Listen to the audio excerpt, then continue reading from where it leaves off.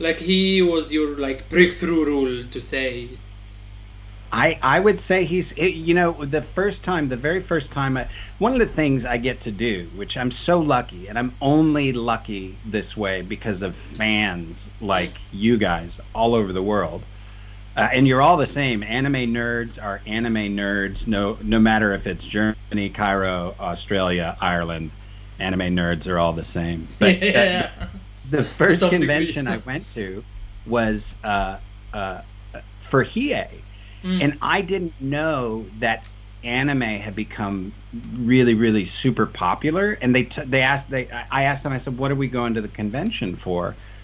And I had worked at conventions as an Mm. actor previously, because like an oil company will have an oil convention and Yeah. they'll hire you to like pass out flyers. So I thought like I was gonna be passing out flyers like watch Yu Yu Hakusho, it's a great Mm-hmm. show. And they were like, no, you're gonna sign autographs. And I was like, you guys are stupid. You don't know Yeah. how this works. I'm not famous.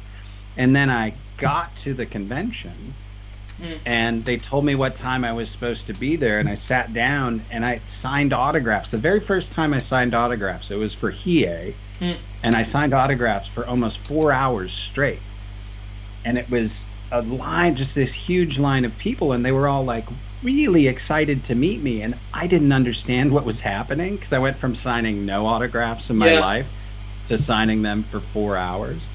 But the people in the line were all like I started to realize, I was like, these are all the people I was friends with in high school, because I was Mm. since out of high school, I was out of college, but my sort of high school crew of people was the sort of anime nerd crowd. Yeah. And it was fun just to get to meet everybody, and in such a sort of intense way. It took me like 10, 15 minutes to get my bearings and figure out, what I was doing, signing pieces of paper or whatever. It's a very silly thing. Yeah, But the it thing is. that's It is not silly is silly, the but it talking. is. It is a little bit for people.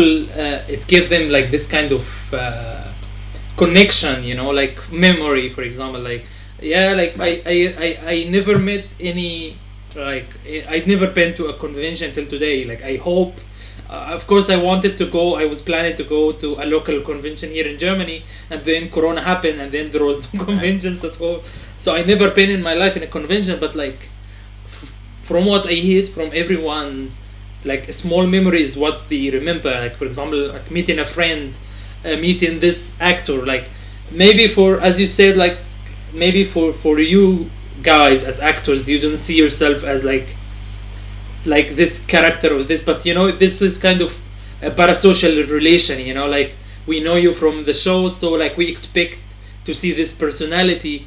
Meanwhile, for you, you could be like, I wake up at 6 a.m. I didn't have enough sleep. I'm tired. I just want to go. It could be like this, and you will see someone who is like, oh, I cannot believe it, and like we had with some of our guests before you, like my previous co-host, like she used to like have this fangirl moment before every interview we make. So like she would be like squeezing before, like I would tell her, Uh-huh. okay, have 10 minutes before we go live, like 10 minutes before we go live. And after that, you cannot be fangirling in the live stream, for example. Well, the little that it's funny because Mm. that's what I learned during that first um, time I Mm. signed auditions, was that everybody's there having a really important moment, and I have to be Mm. relaxed and prepared and present for that moment, because like the very first autograph I signed, it's either the first one or the second one, I Mm. can't remember, but it was a girl who had watched Yu Yu Hakusho with her dad when he was dying of cancer, Mm. and they finished the series and then he died. Yeah. And so Hiei was their favorite character. So that, being struck with the importance of that moment for that person, made the whole rest of the autograph time. Mm. I mean, that's honestly why I got nervous at the front end, because it was like, I'm not sure I can be available to this many people for that long of a period of time. And that is one of the things when you do convention work that you have to get some skill at, because you know that if you're tired, if you woke up at 6, if you're grumpy, like you got to put on your game face and be available to the person that's standing there in front of you. Yeah, like that's normally the thing. Like sometimes you have to give the people what they came to see. Like, you know, even though maybe you are not like in the mood, maybe you are stressed, maybe because it's easy to forget that actors have their own life as well. Like I met some actors and I know they have their own personal life away from the show they put on. But of course, when you meet someone in the street, they don't care what happened. They don't care whether you have some personal problems, you have some financial like they don't care about it, and they just wanna be like you know like live in the moment, like Right. like the fanning, or like, you know, like the moment of like extreme like happiness or like excitement. Yeah, that's why the yeah, Amir, go. Yeah, I mean, I think the noise around me has stopped, so this is a good thing. Now I didn't mind it. I mean, yeah, I'm good now. So Yeah. yeah, I think we should start. You go, Ahmed. Go with the first question, I think. Yeah, sure. Like we prepared some, like a couple of questions, not couple, like they are almost 15. All right. But like I guess like you already, I think, started like the first one, but also we can like sort of like summarize it to the people a little bit. Like, how did you get into the dubbing world, for example? The very first anime dubbing job I got was the role of Garlic Jr. in Dragon Ball Z. And the way I got the audition for that was a buddy of mine came in, and he was like into rehearsals one day. So a fellow actor, he came in, he was like, "You should go audition for this Dragon Balls thing." And I was like, "Dragon Balls? That sounds naughty." And he was like, "No, it's Japanese anime." And I was like, "Okay, so it's definitely naughty." And he was like, "No, here's this guy's number, Chris Sabat, give him a call." And so I called Chris, and "Hey man, hey, what's going on?" And I was like, "Hey, my buddy said I should audition for Dragon Balls." And he was like, "Oh yeah, no, actually it's Dragon Ball Z, like you say the Z. We did that for a while around here too, but yeah, that's great, man. You wanna come in and audition? Maybe today or tomorrow, like, hey, hold on, let me get a pencil." And then like he got off the phone, and I was like, "Okay, this is the weirdest audition I've ever tried to audition for," because I was from Chicago, and in Chicago an audition was a really, it had a sign-in sheet and a receptionist, and it was usually a pretty formalized affair. This was like some dude who couldn't find a pencil. And he came back on the phone. He was like, "Yeah, man, why don't you come in tomorrow, like 5:30? Does that sound good?" And I was like, "Yeah, sure, but yeah, that'll work." And he was like, "Okay," and like hung up. And then I remember he had to call back because I was like, "Well, I don't know where to go for the audition." And he called back almost immediately. He was like, "Oh, hey, sorry, I forgot to tell you where to go. There's like this bank building off Roof Snow. We're like on the first floor." And I was like, "Okay, I'll find it." And I went there, and I went to the audition, and you kind of have to walk through this room that had boxes of VHS tapes stacked. It was their sort of fulfillment warehouse.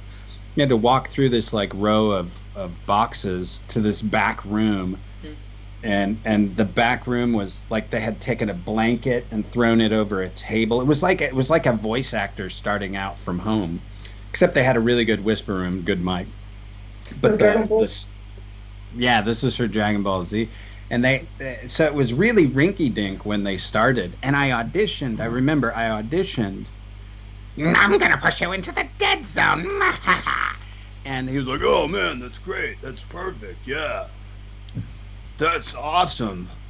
Do you have time like right now to record it?" And I was like, you mean I got the job? He was like, yeah, man, you're perfect. And I was like, yeah, sure, I can record it right now. And he, and so then we like recorded the session right then. And I was like, this has got to be a scam. This is not, I don't know what's going on. This didn't seem like a real audition or a real job.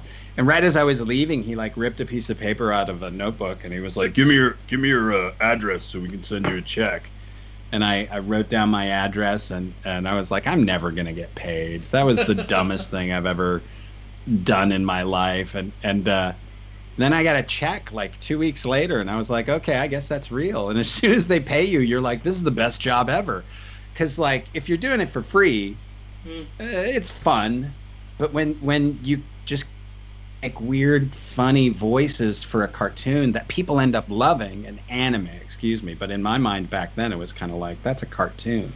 Because to me, Dragon Ball Z was a cartoon like I had grown up with, like G-Force. You know, so like it was similar to that, and I considered that a cartoon. Anime, and I was aware of anime, but anime to me was like Akira. Or, you know, Miyazaki, like that was anime. I wasn't really aware of the sort of episodic fighter. Yeah, I think that was sort of the like the common thing was different, like all over the world. Like, however, like every dubbing industry, I think they went through the same thing. They didn't think this anime thing is gonna be legit. They thought, oh, okay, it's something, it's a kid show. Let's just wrap it up. Let's just do it. And then suddenly it becomes this whole thing, like it have like an industry, it have merchandise, it have companies, it have like, it becomes sort of a big thing. Like most of the actors who started dubbing, like they thought it's gonna be just another kid show, like nothing is coming out of it. But yeah, it becomes this whole thing. That's what excites me about this kind of interviews. When I meet, like, I talk to actors who, like, because this is a common thing, all of them, the beginning was like really like there was not that many, they didn't have that many possibilities, or like they didn't have that many sources for recording, for like they didn't have a fancy studio, or like they didn't have a big budget or something like that. But suddenly this thing become like very big, it blown out. Yeah, that was something to ride that wave as it's still exploding to this day. You know, it's not slowing down. But when we started, it wasn't a big deal, and then we could sort of see as the conventions picked up, as there started to be more and more just straight anime conventions, and we could make that. I think that's when it cued in for us, is when we could make a living. Yeah. This is as much work as we get from Funimation, it doesn't sustain you economically. So what sustains us economically is the fans at the conventions, being able to go to conventions and sell prints with autographs on them. I mean, the fans are the ones that keep the voice actors. And don't get me wrong, I have a wonderful life, but I'm by no means a rich man. Yeah. You know, I also have 7 kids, so that's probably the reason I'm not a rich man, if I'm being honest. Children take a lot of money. But they're worth it. Yeah, exactly. So in your opinion, what do you think is like, what was the point that suddenly this anime thing became famous, like in the US, for example? It felt like it, so there was like the first run of DBZ, and then we got into Yu Yu Hakusho, and I'd say it's somewhere around there. I remember, like, there were like 2 waves. There was like this initial wave where suddenly it was sort of like an industry wave. Suddenly people wanted to start auditioning for Funimation, like it became known. And that was like the sort of first bump where it was more than just, you know, the 12 of us that were doing all the voices. Suddenly it was like 30 or 40 actors. So that sort of broadened out in the industry, and that made it sort of successful on an industry-wide basis. But as far as like being able to feel that in the public, I'd say it became the real boom was the DBZ movies, When those came out and did really, really well, which led almost directly to My Hero Academia and its sort of second wave explosion, where there are people who don't know anime but they know My Hero, so they haven't even explored the genre yet. But this most recent boom, this last 5-7 years, it's been that's the big boom. That's the like, whoa, this is global, and Sony is buying Funimation and crunch like Sony exactly. When I hear this news that Sony is buying Funimation, I was like I know that like the anime business in Japan is quite huge. Like it's a huge, like the company there is quite big, right. and different like companies like Crunchyroll and other companies are quite like really big companies. But then like when you hear like Sony, like something like, imagine for example if Disney decided to buy Crunchyroll or something like that, like will be like maybe they will. I don't know. Maybe give it time. Yeah, but like when I heard like Sony is buying like Funimation, I was like when did this happen? When did suddenly an anime business become actually a profitable for big companies to say, oh, I'm gonna invest in this? That's what made me like, because I've been like watching anime since like I think 2006 or something like that. Right. And in my head I was like, that was quite an obscure thing to do a little bit, like right. Like you can get bullied in high school if you watch anime, for example, like in Egypt at that time. Yeah, so like for us for me it was like, this thing is gonna never be public, this thing is not gonna never be mainstream, and suddenly like a movie like some of the movies are like basically Oscar material. They didn't get nominated but they were Oscar materials, and suddenly like all the people are talking about like, oh, this anime convention, this anime like become mainstream, this anime movie become mainstream, and then like you see this kind of like references in pop culture and stuff like that, and I was like, when did this happen? Like because it happened, I didn't see it coming. It just came like this way.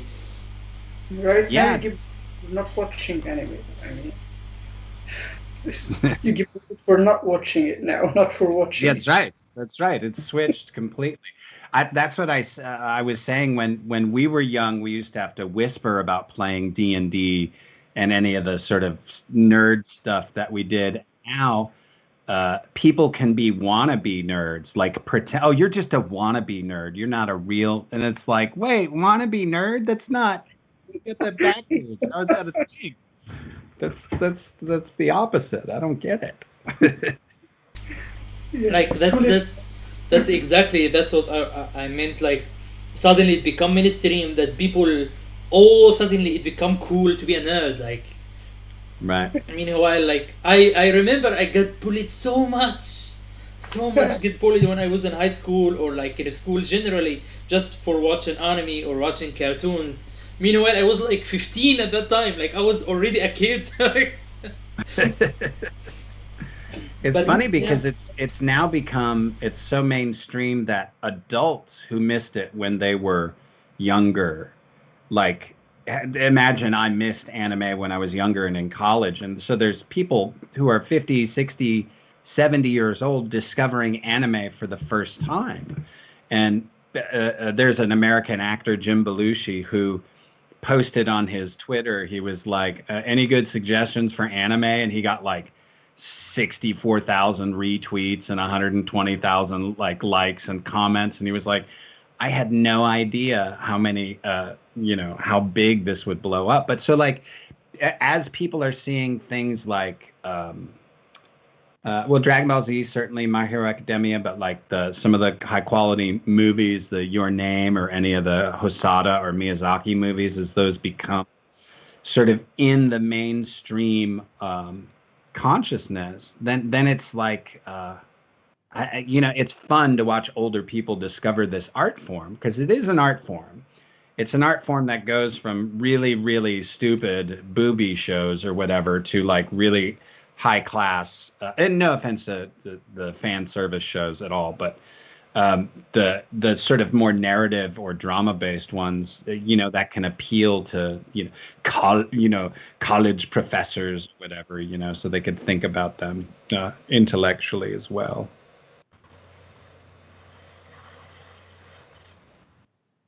So there's actually an interesting question in the comments. I'd like to read it first.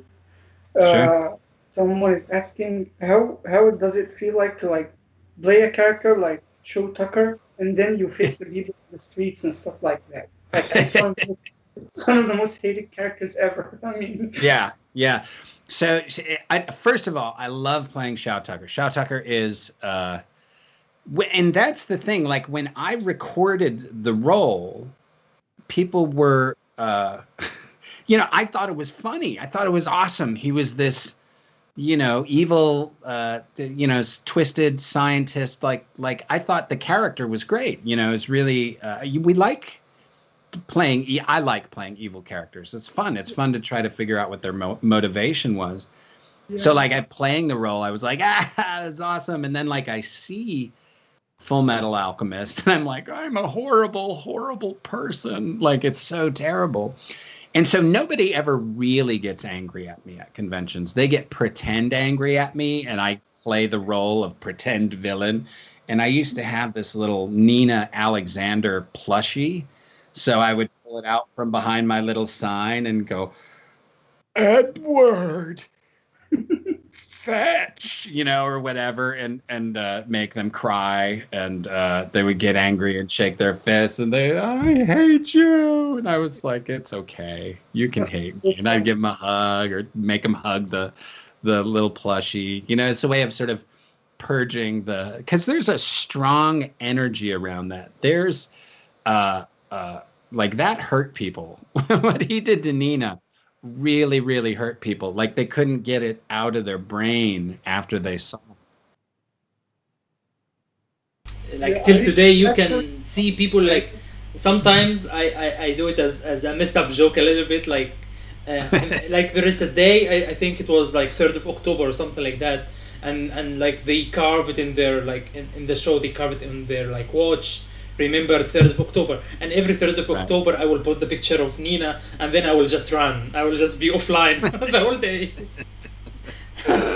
And people will be like, why? And I will be like, it's funny. Like it is nice. I have almost an anti-holiday in my honor. The October 3rd is like Nina Day. I actually watched it today, like, and then I saw you like saying, I did it, boys. I finally did it. And I was like, oh my God, I'm going to be talking to him today. That's right. Fetch, Nina, fetch. Good girl. Yeah. Super creepy. That was one of the, like, maybe that's the moment in actually like this show, like Fullmetal Alchemist, it has some moments when this show is gonna be something. One of these moments, or this moment, like, because in my head I heard about, like I saw before I watched the series, I saw the hate of Shou Tucker. I hate, like, everyone is hating him, and I was like, what did he do? And I didn't want to spoil for myself, and the moment I go to the show I was like, oh, it's messed up big time. Like it's so messed up. It's pretty messed up. Yeah. It hurts people because you can't take it back. It's almost worse it's worse than a death, because it's a disfiguring, but it's like disfiguring her soul, It's very impactful for sure. Yeah, that's one of the things about this show. Like I like that they didn't, like, they could reverse it easily. They could be like, oh, we have this spell, we can fix it, everything. But no, they kept it, because in real life, everything you do have circumstances. You cannot just, like, mess up thing and then like, oh, I'm gonna fix it, it's okay. Like, if you play with other people's lives, it has circumstances. Like, you cannot just reverse it. There is no, like, undo pattern in real life. Yeah, there is not. I wish there was. It would be nice if there was a little You know, just I wouldn't, what was it in Galaxy Quest, the device they have where they can turn back time for 13 seconds. Mm. I would like a minute. Like if I could just get a minute back, so whenever I do something really stupid, I can just rewind for a minute. I'd probably need 5 minutes because it takes me a while to realize how dumb I've been. Yeah, like this is sort of a common problem, unfortunately. Like sometimes it takes you time to realize, oh, I did bad. Yeah. Yeah. Yeah. Ugh. Humanity. Yeah. So the next question is, what was the difficulty you faced when you dubbed your first anime? Like the difficulties you faced in your first project. So the acting in anime, acting in dub work in general is different from a lot of other types of acting. It has a component to it that is similar to dancing almost. When you're learning a new dance, you kind of have to mark the moves and then do the moves and then sort of embody the moves. Like when you're acting in anime, you have to have an organic, real reaction. You try to have a natural flow to the way you're saying the line, but sometimes your natural flow doesn't match up with what the flaps are doing. So sometimes you have to do these weird things where you say the line, but you got to break it up weirdly. We used to call them they were called Shatners, because you would stop and then start to speak again. So it was the line was Shatnered, we call it. And so sometimes you would have to rewrite it on the fly. You'd be like, well, and that part was fun. Like, can I say it like this and then say that? So you get input as an actor when something like that comes up. That's fun, but it's a challenge. Like that portion of the acting job is a challenge. Like you can feel what a challenge it is because you understand the challenge better when you get a character that like has a permanent mask. I played a character named Dominikov from Murder Princess who had sort of a permanent mask, so there were no flaps to match. Similar, Kurogiri has no flaps. He's just Mr. Smoky Head. So you just get to act however you want. You don't have to match. You have a little bit of a time constraint, beginning to end. But other than that, you get to just sort of have your natural reaction, which is nice. And you can feel that weight off. You're like, oh, I don't have to account for that. I can just be my regular actor self. Yeah.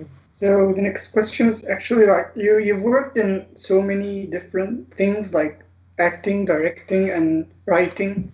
So tell us about how does it differ and what is your favorite? My favorite, like overall, if you said, Chuck, you can only do one type of acting for the rest of your life, what would it be? And I would act Shakespeare on stage. Shakespeare on stage would be the top for me in terms of acting. Second behind that is any film whose subject matter I care about, whose subject matter is important to me. That makes it so that the film work is really a lot of fun. In terms of specifically dubbing for anime, the interaction with the anime community is better than the acting of anime itself. The acting the anime itself is fun, and the people up at Funimation are fun, and we have lots of friends. But the artistic satisfaction isn't there as much. Although some artistic satisfaction when you complete a show and you can watch it and you get to see what you took part in. But directing is probably the hardest. You have to know and see everything. You have to listen to every line. You got to put all the connections together. You can't let any loose threads go by. You have to understand everything completely. And then you have to sit in a chair for 8 hours a day and get people to do the job. When you're an actor, you just come in and do the job and leave. When you're the director, it feels like the job never ends. And then the writing has a peculiar sort of puzzle quality to it, in that you'll get a piece of translated dialogue, and then you have to make it fit the character and the number of flaps, and give each character their own sort of particular way of speaking. You know, you picture what words or, you know, word choices they might. This actually was one of our question, because like we also wrote scripts for a lot of anime shows. Like for example, like you wrote for Hitalia, and Hitalia is one of the like the most interesting aspects for me, because like I watched the series in Japanese and I got nothing out of it. I got nothing. Like it didn't make me laugh. I didn't feel anything, because like the joke does not translate well when the audio in Japanese, because the show comedy is based on stereotypes, and you cannot get stereotypes when everyone is speaking a Japanese accent, you know, in the Japanese language. And when I watched Italia in English dub, I was like, oh, Germany speak with a German accent, Italy speak with a funny Italian accent. For example, like Japan speak with Japanese accent, like, and your rule also was Austria, like it had this kind of not German accent, but it's that's why it was quite interesting for me, because like, how do you take this, like, it's supposed to be a comedy show, for example, how do you write it or rewrite it, for example, like what do you do to not fall to this kind of like localization trap, you know, and how to make, like, how do you translate the jokes without completely rewrite everything? Well, there was, and that is part of what made writing for that show and Sergeant Frog, Shin Chan, although I didn't write on it, but it's another good example. But those three shows in particular, the writers had a lot more freedom. It was a little bit more writing and less script adaptation, because we got to feed our own sort of sensibilities into the show. And like for Hitalia, sort of the rule we had was we would try to have comedy that we thought would be, you know, in the range of, not saying we were as good comedy, no, we were pretty good, in the range of The Daily Show, you know, so that we were eviscerating each country for its own foibles, mostly from our American perspective, but trying to have a bit more of the sort of global perspective that, you know, the global perspective, the Western global perspective on what all these countries were and did. And that you know, occasionally that was tricky. Occasionally that was well, like, which way do we go? How do we, you know, and we took it quite seriously. Because but at the same time, you don't want to fall into the trap of, it's just American, do everything the American way, for example. Right. Like that's why it is like with this kind of comedy, because the show is Japanese. Every stereotype in the show is already put by Japanese people, but like, how do you translate to the audience without being accused of, you are like sort of publicizing this stereotype, for example? That's one of well, I was going to say we did push into the, I mean, obviously we sort of made our choices as to what the stereotypes were. But then we also, I mean, a lot of what the show is about is not necessarily the sort of ripping of the countries, but it's just about the sort of natural story of the relationships going on between the countries, regardless of their historical perspective. So we, like, when we were turning to comedy, like America, the guy playing America, we were able to, from our American perspective, satirize what we thought Americans feel like to people around the world. Yeah. And then the other countries, you know, we'd have to do research. And then we would also try to figure out what the Japanese perspective was, so that we could better understand what a good sort of reimagining of. So if it was apparent that the writers from the Japanese perspective were, you know, dressing down a certain country, criticizing it, we would try to figure out what, from our perspective, was similar to criticizing it, but it would be criticizing it in a different way, which is what we do with the Japanese translations anyway, because you can't translate directly or it doesn't make sense. But we would try to say, well, what is the relationship in what is the relationship of what's happening in the Japanese translation? And then we try to reimagine a relationship that is similar but easily identifiable to the Western audience, so that it could still carry the writer's intention through, even though we're changing what the actual words might have been. So you did a lot of preparation, like you talked to people from these countries to know the perspectives. Yeah, there was especially during Hetalia. Jamie Markey and I wrote that together, and there was a lot of discussion and even debate and argument about which way certain things should go. At the time, the Japanese, it was promoted a lot here. The Japanese, I guess, hunt dolphins or something. There was something where there was a big international outcry. Yeah, like some villages in Japan, they still do that. So we're fighting hard to figure out a place to put a dolphin sandwich joke in. I think Jamie finally got it in. So we would try to be kind of there was a little bit of current event-y type perspective, looking at current events and current state of world, geopolitics. But of course, they were in the show referring to the history of it. So it was as a balance between the two. But it was certainly a lot of fun. So speaking of preparation, there's a question in the comments, like, how do you practice for dubbed works, and how do you bring the script to life? How do we practice for what? I missed that. You glitched out. Voice acting, like when you're preparing voice acting role, how do you practice for it, and how do you bring the script to life? Because we've seen like you're so energetic, and like you're one of the most lively voice actors I've ever heard. Like you bring it to life like really well. I want to know how you practice for that and how you prepare for that. Especially you literally voice an android. Well, he was the easy. Android 17, I just do nothing. When we were doing it, and I'll answer your question, Amir, in a second, but just to sideline on Android 7. When we were doing Android 17, Saba was like, no, man, no, just relax. Because I kind of came in with a lot of energy. He was like, no, seriously, just... And I'd be like, I'm Android 17. He's like, no, just don't do anything, man. And I would just go, I'm Android 17. He's like, perfect. And I'm like, but I'm not doing anything. So it was a role where I got to just say the words. And if I ever got too excited, he'd be like, man, just relax. You put a little too much on it.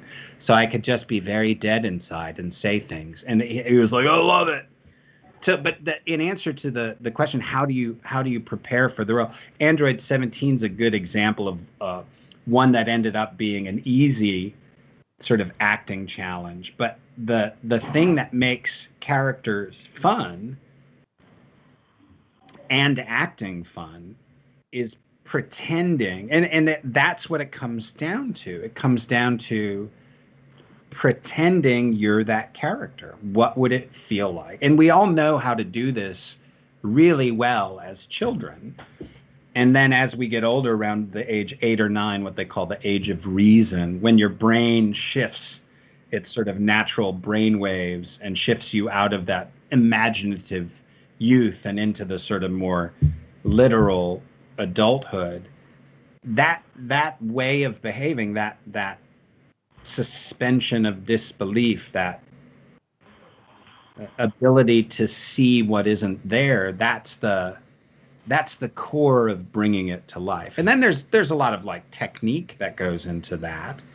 You learn how to trick your brain into believing certain things. You typically actors characters want something to happen, so you have an objective. So when you're saying a line, you're thinking, what do I want to have happen? Why am I saying this line? What is this character's goal? So there's questions you can ask yourself to bring you more fully into the pretend mode. But at the end of the day, it's really just about like, how hard can you pretend? That's the way the acting's done. Yeah, you go. What's the next question? Yeah. Okay. So I had a question about the like since you said like your favorite kind of acting is the Shakespearean acting. Do you have a piece or in your mind that you always like to practice? Like I want to hear something Shakespearean. Let me see if I have anything Shakespeare. I don't know what I don't have anything tooled up right now. You caught me flat-footed. Let me see. I can pull something up and read it. Let me see. What do I got? Like I know because I know you do some sort of like I don't know what is the correct way, like courses or something like that. It's like Yeah, coaching. I do, and Yeah. I help teach in our We do have a Shakespeare course. Carlisle DePriest teaches our Shakespeare course, and I come in and review the monologues and give notes on them. But she's the main teacher. I don't really have any Shakespeare offhand, and I don't want to butcher it by trying to pull something. You know, it's funny. Had you said prior to the interview here that you wanted me to do some Shakespeare, I would have been like, oh yeah, that's awesome, and I would have like tooled up a Shakespeare monologue real quick. Because that's the thing, nobody ever wants to do Shakespeare poorly. Like this is that's why there is this like this phrase or this definition, a Shakespearean actor, because like they do everything big, like everything Shakespearean is big. Like you either go like very big or very like extravagant, or you don't do it at all. Like that's why, right. yeah. But like since you mentioned it, I was like, maybe we can get something out of this. Yeah. To be or not to be, that is the question. There you go. I gave you a little Shakespeare right there. You also, by the way, besides writing for shows, you also, I think you wrote a book and you also write some plays. So when did you discover the passion for writing? I've enjoyed writing since I was a little kid, but I'd say my writing originally started as educational writing.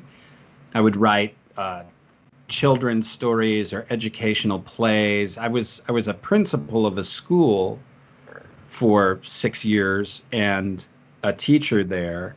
So I would write things that were helpful for the classroom or to teach kids or or little plays that were, so it sort of came out of that education sphere.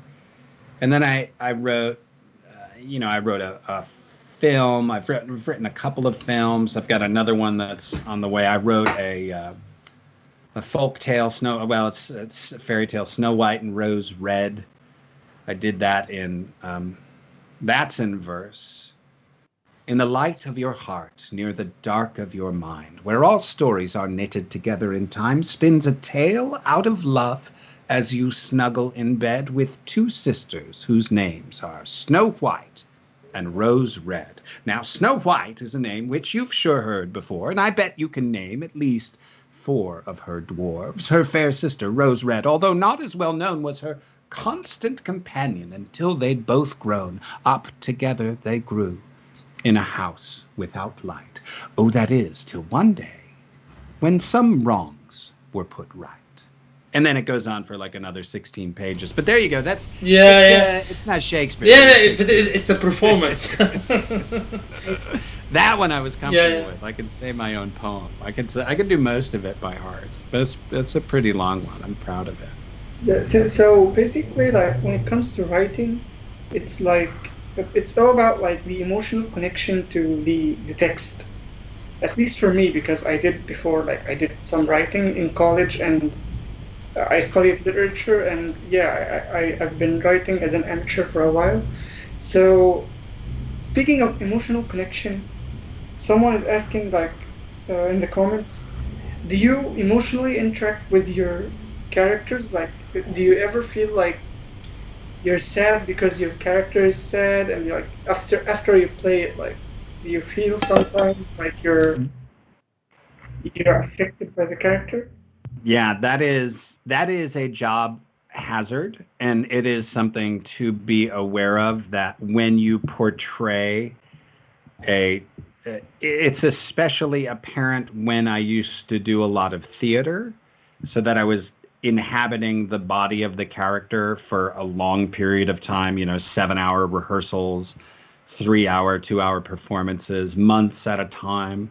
So whatever you repeat in your body over and over again can end up being and I would mostly and was lucky enough to play a lot of good characters on stage, but so I was mostly absorbing sort of good qualities. But I know there are actors who are hired to do a lot of terrible monster voices, and just being that level of rah rah all the time has a mental toll on it.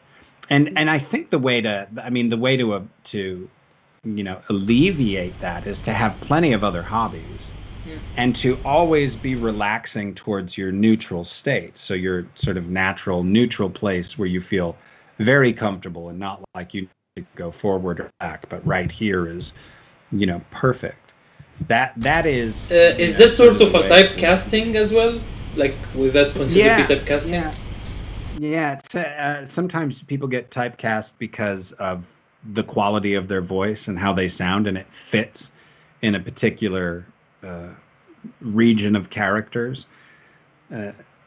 I to some extent, there's a typecasting associated with me. I tend to play a lot of crazy people or villains, or I don't know. My characters all have a certain sproing to them that stretches out in weird ways. But I also have other like, people don't know don't recognize normally that I play Kibito in Dragon Ball Z as well, and Android 13. Well, Android 13, he's a bad guy, but he's kind of a cool bad guy. Yeah, sort of. Yeah. Yeah. Look at my trucker hat. Good old. So, have you ever experienced, like, you had a funny experience outside of, like, of course, in convention, of course, there is so many, I think there's so many, like, funny stories that happen in conventions. But did it happen to you in, like, in random areas, for example, like, this kind of funny story, or, like, find, what they call it, like you made a, like, for example, in the street, or, like, when you are shopping, or something like that? Occasionally, when my children and I go to GameStop, typically it's only at GameStop, someone will recognize my name or my voice, or when I give my card and they'll hear my voice and they'll be like, "Are you Dr. Stein?" And I'll be like, "Yes, I'm Dr. Stein." And like they'll want to do like an autograph at the GameStop. That's the only place I've ever done like autographs in actual public. And which is part of the great thing about being known as a voice actor, is that nobody does know me when I'm out in public. Like when there's a giant convention like SakuraCon in Seattle, which has like 40,000 anime fans take over the entire downtown, you get the experience for one weekend in a 3-block radius what it would feel like to be someone who is legit movie famous, who can't go to any store, any something without somebody noticing or pointing or saying something. But even at those conventions, you take a little Uber ride, 7 blocks away, and nobody knows who you are. So part of the benefit of having this career that I've had is that the public facing portion of it isn't stressful. It's not stressful to go to Starbucks or anything. Whereas because you don't want to get recognized when you are doing grocery, for example, like grocery shopping or something. You don't want people to recognize you there for like. Someone takes a picture. Chuck Huber's eating fatty foods. No, but they get judged. Those stars, they buy something. It gets a picture. Yeah, poor Ben Affleck spilled his coffee the other day. It's like. Really? That's the story? The story is I spilled my coffee? That's really ridiculous. Or he after he did Batman, like I saw some photos from paparazzi, like they took photo of him eating at McDonald's or like whatever fast food chain he was eating, and they were like, Batman is eating fats, and I was like He's a human. He have the right to eat as well. Like, Yeah, our relationship to our stars, I think that's changing. I think that's one thing that's gonna shift. You can feel.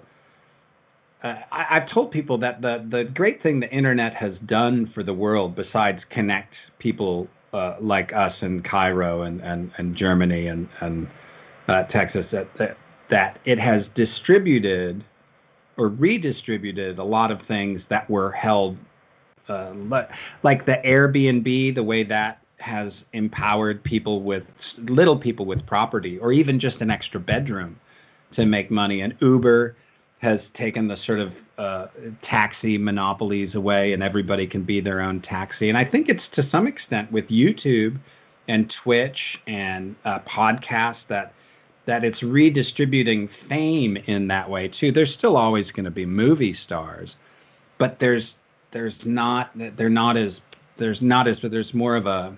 It used to be there were only like 12 stars, that's it. These were the movie stars, but now there's like, YouTube stars and Twitch stars and there's popular people all over the place.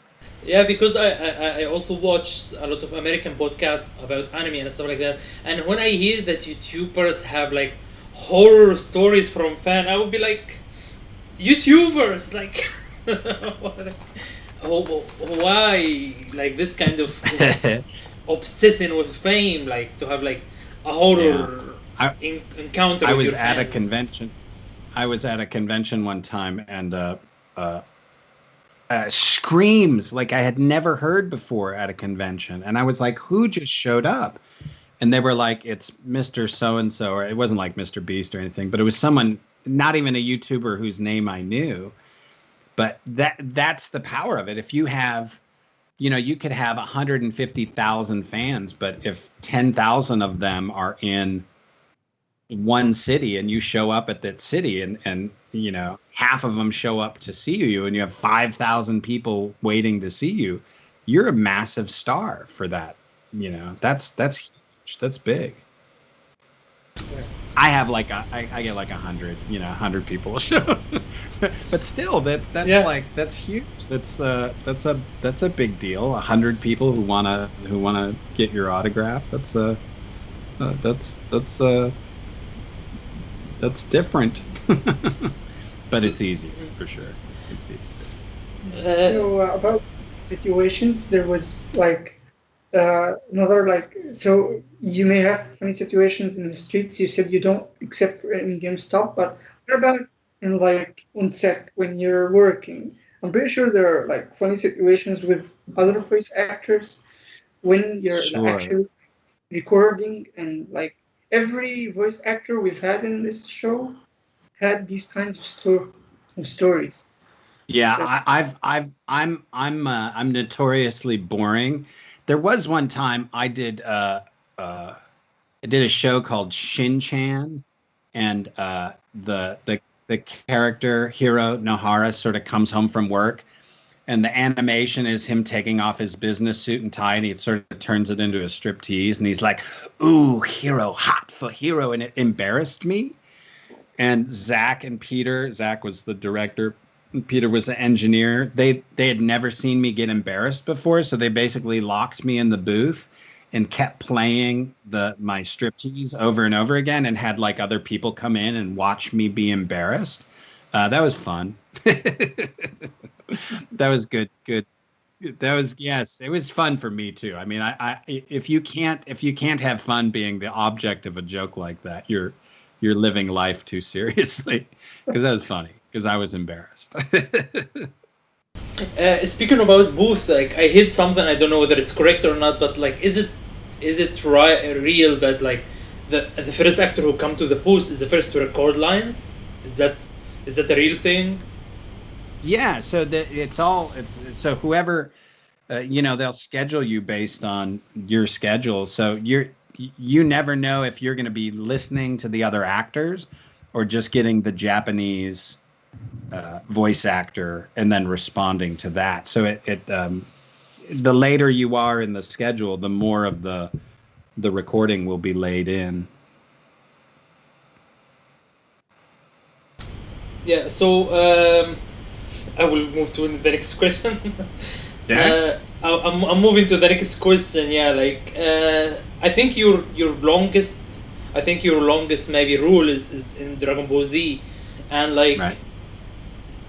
I'm sure that are you quite like I mean with the other actors are you that close in real life because like if you acting with someone for 20 years I think that is a quite long time to be like in this kind of environment together.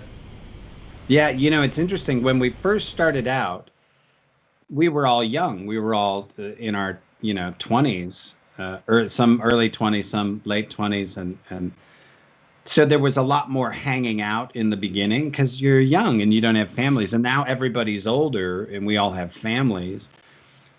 We mostly hang out with our families.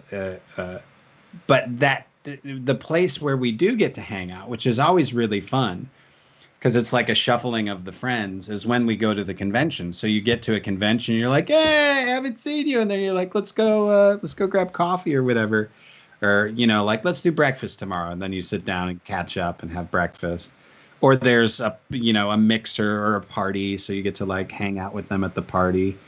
And then sometimes you'll be at conventions where they take you on tours or take you to like a haunted house or so then you're doing an escape room with a bunch of people. That's always fun, especially when we do overseas stuff. They'll sort of gather all the actors together on a bus and take them to do something fun. Like when I was in New Zealand, I got to go to where the Hobbit set was, the Shire, and they took us to like a zoo, and they do fun. You feel like a little kindergartner on a field trip, but you're just also on that field trip with whoever, Manu Bennett or someone. You're like, oh, we're all hanging out Maybe together. if we had one day, hopefully in the future, if we had like a convention in Cairo or something, maybe you can go to the pyramids as a group. Oh, for That would sure, dude. be I would an go interesting. to Cairo in a heartbeat. It's that's the oldest stuff on Earth. Yeah. Yeah. So there was like speaking of Dragon Ball, there is like voicing like there are so many video games. So is there a difference between voicing for a video game and for an anime? Yeah, voicing for a video game. Number one, it pays more. Video games pay you a lot better, but that's probably because they also can destroy your voice a little bit. There's a lot of in those fighting games, especially. You have 3 or 4 pages of just fighting reactions, yeah, so that you're having to do that for a long time. In the video games, you're not having to match flaps, so you're not matching what the mouth is doing, but you do have like a time limit, especially with the Dragon Ball games. We'll hear the Japanese line or reaction, and you see the waveform, how big it is in the Pro Tools, and then you have to match that length. So you try to get your reaction to be the same length as their reaction. And they're pretty intense. Things are getting it's weird. COVID has made it so everybody works from home a lot more, I enjoy. I don't like to drive to, although I miss the sort of interaction you'd have with people at the studio. Uh, but I enjoy not having to drive to go into the studio. It's nice for me. That's one of the things that I think it is more convenient because I think in the United States, for example, a lot of voice actors came from different states. So for example, some of them like will have like because the studio is for example in Texas, someone lives maybe in like Washington or something like that, and they have to drive or to flew to the studio to record their lines and then like come back. So like recording from home is the most convenient thing you can do. Of course, it is not as professional, but like it is so comfortable to work from home. To be honest. It is. Yeah. I'll say that's the best thing that this whole COVID thing has done, was shown the world exactly how much we could do from home. So that, like for instance, my wife's job in an advertising firm, when she started it was right before COVID. and they, there was no expectation that she could work from home. There were a couple of days she was like, I'm going to have to leave early to help with carpool. And now that's all totally gone. And she's like, 3 days from home and going back and forth to work. So she's got a lot more freedom that way, which is really nice. Yeah, that's one of the things. And in my institute where I'm doing my thesis, like sometimes they give us like a meeting at 8 a.m. and now because of COVID it's online, so I will just wake up. I don't even like I don't even brush my teeth or anything. I will be just like I will start the meeting and I will be like, my camera's off, I have bad connection, and that's it. Like I don't have to dress up, like get ready and then leave for just 1 hour because the meeting is just 1 hour, and then you have to go back home because you have nothing else to do. And I would be like, this is very inconvenient to just like yeah. So you did also like I'm not a huge Trekkie, so I don't know what is all different series of Star Trek, but I know you did a live action role in one of the series of the franchise. Can you talk Star to us Trek about continues. this experience? Yeah. Yeah, Star Trek Continues was technically a fan series, but it was so well done and so well loved by the Star Trek fandom that it sort of elevated the game of fan series. We built an exact replica from the original Desilu shop drawings of the original set. So it takes place from the end of the original series and covers all the missions that happen between the end of the original series and where the movies pick up. Because the movies have the same actors as the original series, but they never say what happened in between the time Captain Kirk became, Admiral Kirk, and what happened with Bones, and why did he go back home, and like what occurred, what happened to them, what was their experience in between. And we got to do this with a lot of because a lot of people love Star Trek, so there was a lot of, once they saw to what level we were doing the Star Trek, there were a lot of people who wanted to play Star Trek with us, which was a lot, and consequently it expanded the fans who know me into another genre that wasn't necessarily overlapping with anime. So that was fun to be. That's why actually I asked about this, because I know that like the Star Trek fan are really, really obsessed. It doesn't matter whether it's a fan series or not. It is something for them. Like that's why I'm sure it was a different experience. Yeah. Having that fandom added to the anime fandom was definitely cool, and especially to have it in such a positive way, because they were they very much appreciated what we did with it. So, I was going to ask about, like, do you watch anime out of work or just for work? We typically, I don't watch anime series very often because that takes some dedication. We do watch a lot of anime movies, though. Anytime there's some new awesome anime movie, we'll watch it. We're big fans of Miyazaki in our house, and the Hosoda films are really nice. There's and my kids are watching My Hero Academia right now. That's the first real anime that my kids have gotten into separate from me, so that's been fun. Yeah, that's nice. So, what are our questions out there? So, did you? I'm not sure, because when I was looking in your IMDb, I didn't see that many. Like I didn't see any rules from American cartoons or something like that. But did you voice in any American cartoon?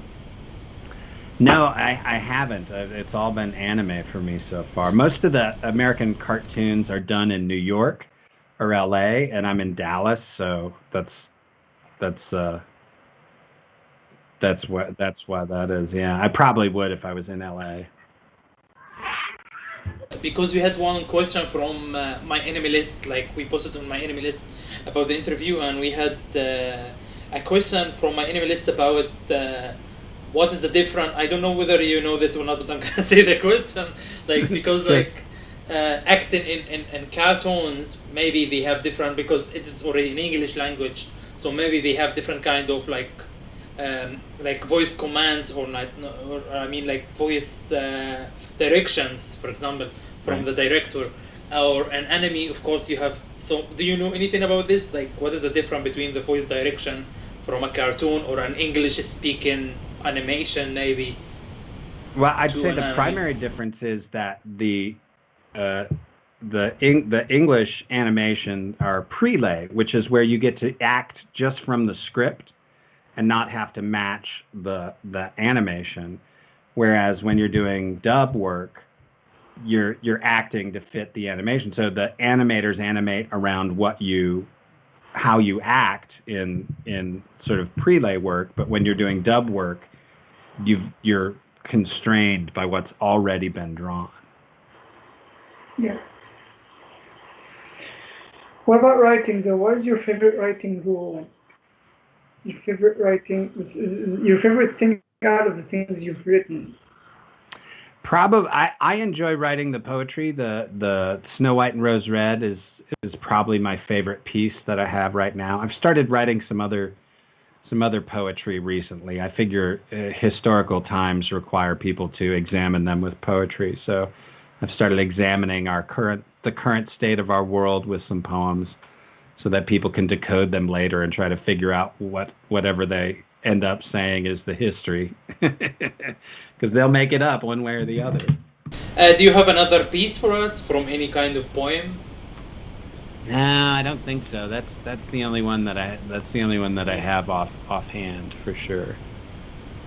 Yeah, it's okay. But like, we had another question about, because like you worked in voice acting. I think you directed also some episodes. You worked in writing. Which is your favorite of these different kind of industries, for example?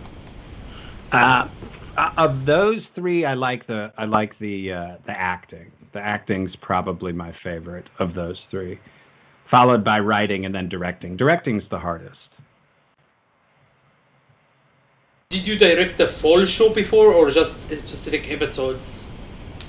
I think I directed a season of Detective Conan, maybe two. I only directed for I think it was only like 9 months, and that's particularly because it was very difficult. It was difficult to maintain my attention towards it. Yeah, it's actually the most popular anime here in Egypt. Oh, is it Detective Conan? Yeah. One of the top 10 animes in maybe in the Arabic region, Arabic speaker region, is Detective Conan is one of the first. Yeah, it's one of those in Japan too. Yeah, families gather and watch it together, and like I remember asking in a big group, in our group, what anime did you watch with your family, and everyone was like Conan. So. Yep. I guess like everyone watched it with their family as a kid growing up, and it seems like really mainstream here, even among those who don't watch anime. They know Conan. Oh, that's cool. Yeah, it's really popular, and it's part of our interaction with the Japanese culture, in particular. Yeah, and it's a good one because you don't really have to know what happened in the episode previous. The episodes are all, contain their own storylines. Yeah. So let's take a look at the comments. There are a lot of people who are actually in the comments. They're saying that there are so many mixed emotions. Like there's a delay with the video, so some people are laughing and then some people are crying. People were crying when you were talking about Nina, and then when you were copying the voice of your colleague, and they were really laughing. Yeah, man. Yeah, Chris Sabat. Yeah, I can do Chris Sabat. I am All Might.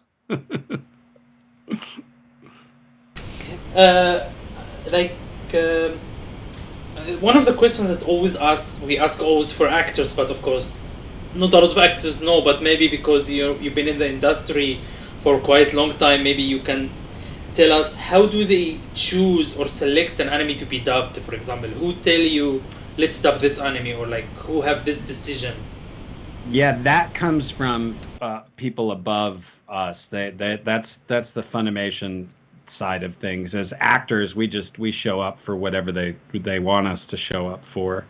But as far as which ones to dub, those are sort of executive decisions up at Funimation and Sony.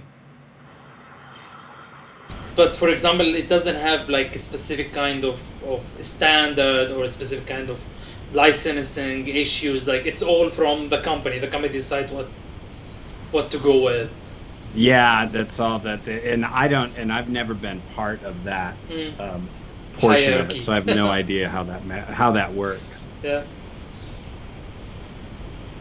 But Yeah, you're like that's working right. so yeah, so you're like when it comes to writing, I guess that's a part of it because of the localization thing. So like, do you get like if you're writing, do you get like does the director tell you to like remove certain stuff, or like do you have full freedom when you're writing an anime? Yeah, we go back and forth in the script a lot, and we have to do little rewrites, and sometimes we'll be like this line is maybe not the best way to do this, and so we'll write what's called an alternate so that they don't have to ask for a rewrite. So when we know something is that might be on the edge, and we'll give them an alternate so that they don't have to then come back to us for a rewrite. Yeah, that was actually my question because it came up to me when I was like preparing for it because a lot of people talk about localization and I studied translation and I know that localization is a must. Like people have to do this. And some people are like, no, they have to stick to the original. And I'm like, no, like this has to be done. And I've went back It's and a forth. balance. Yeah. So but there's a Yeah. limit too. Like you can't like localize everything. Sometimes people like change the setting and it's like not really convenient because Right. it's bound to be shown in like buildings and flags and some stuff like that. So it's like you have to respect the audience intelligence at least when you're Right. localized. So yeah, I think that was the last question we have. So yeah, Awesome. You guys, this yeah. was great. Really good questions. Really interesting stuff. I'll send your contact info out to get some other American voice actors on here. Thank you very much for being with us. Like it's been like really nice. It's been really nice interview. Yeah. We enjoyed our time, and from the fan reaction, even though like we have this kind of technical issues because of the internet, of course, Always. but like most of the reaction are positive, and most of the people are quite happy to see a different kind of perspective. Well, thank you for having me on, and assalamu alaikum. Thank you very much.